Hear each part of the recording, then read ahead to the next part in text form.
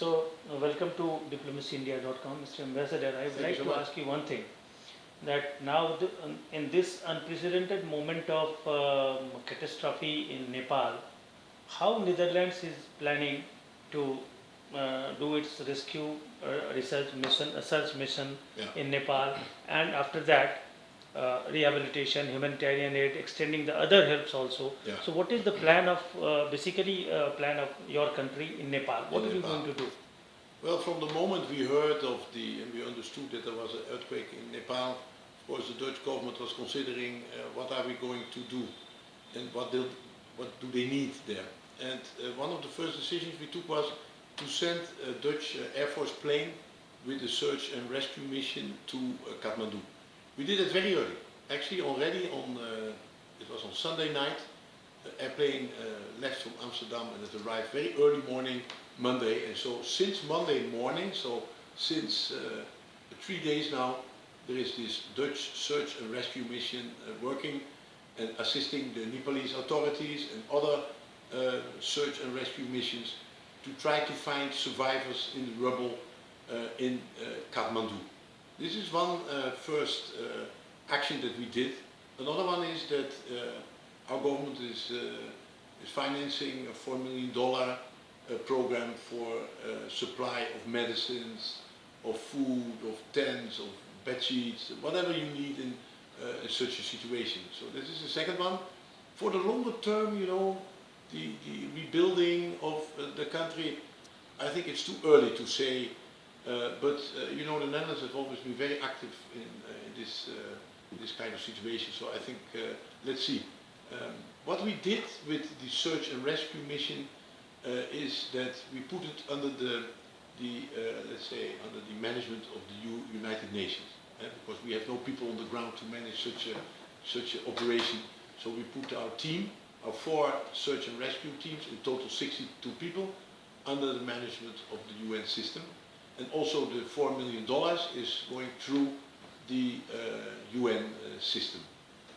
So How many nationals you have rescued this far? I mean, yes, that is the second part, is the Dutch nationals. Well, yeah. we have been trying from Sunday on, first of all, to make an inventory of how many we have and about how many Dutch people we know where they are.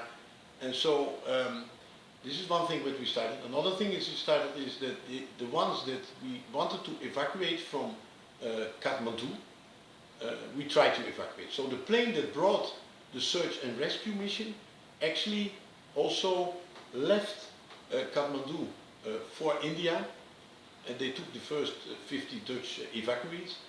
And in India they had the night because the crew had to stop here, the crew had worked too long of the airplane. And then the next day, on Tuesday morning, they left, yesterday morning they left for the Netherlands. So that was the first plane.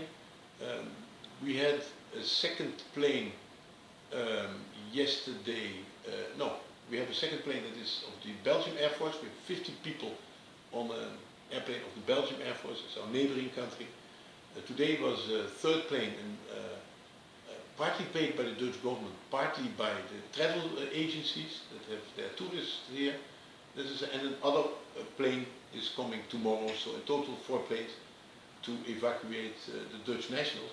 But I must tell you that in both operations, so the activities that we started to assist Nepal, but also the activities that we started to bring back our own nationals or to assist our nationals, we have experienced enormous support of the Indian authorities.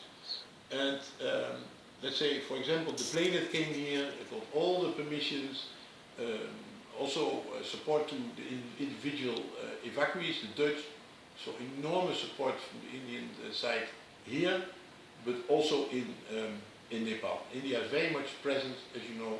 There's many people, many men on the ground, many boots on the ground.